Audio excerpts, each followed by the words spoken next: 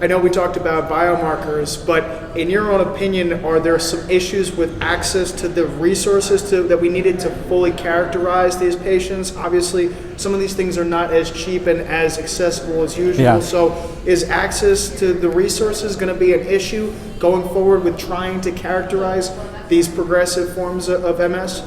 So that's I mean, coming to your first part, it's peculiar that only 5 patients from Buffalo and 3 patients from Boston home had primary progressive MS. So majority of these people do not have primary progressive MS, but really secondary progressive MS that evolved rapidly to this point of disability.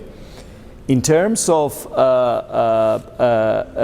the really resources needed, I think that a couple of things are to be mentioned. First,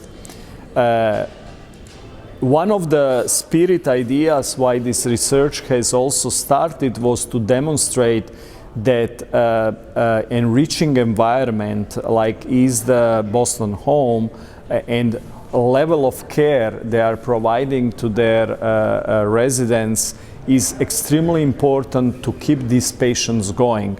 So while we focus in this first phase on the structural differences, biomarker differences, cognitive differences, and many PROs, which we even didn't report yet, we would like to also understand how the enriching environment, like it's the Boston home, helps these people couple with their disease for whatever they are left, because I can tell you that many of these patients, when they come to Boston home, they are really on the verge of suicide, being abandoned, not being able to be served anymore even by their families, and they really need a constant care and a very professional care, which they are getting in Boston home, and how this care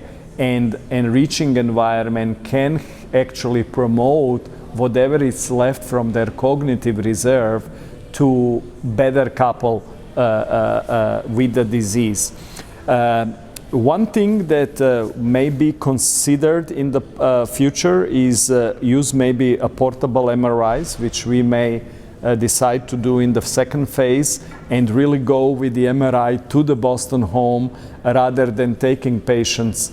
Now there is, with the introduction of artificial intelligence, you can do really this, take this small equipments to the patient and do the scan, and with the use of artificial intelligence much improve the detection of what you are going to see. But we are going to do also the 70 and really have 2 spectrums of the top-notch scanning that you can do and very basic, you know, war zone kind of scanning with the ultra low field MRI. I think another interesting thing is to really understand, and this portable MRI could also help us more frequent serial scanning, right? That would help us understand better, you know, what's happening in those years when they are in such a state. Are there new lesions? Are there, you know, and you will not be able to do that just, you know, also because insurance would not approve those MRIs in such kind of population. So that's one idea that we are going to probably pursue. The other is certainly to partner with Boston Home in maybe selected number of participants who will obtain this higher, ultra higher field and more specific scanning, including PET imaging, which can give us much more molecular footprint of what's going on in their brains. And, you know, ultimately we are not excluding to potentially, you know, also collect post-mortem data and for histopathological analysis, but we should go step by step. I'm also not excluding potential clinical trials. We are working also on some stem cell related, novel human oligodendrocytes, embryonic cell type treatments. So are we going to be able to bring these people back to at least become more mobile? I don't know.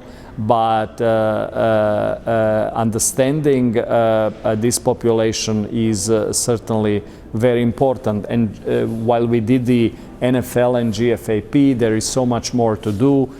You heard here about Epstein-Barr virus and so many other things that we did not yet explore, but have the blood collected for.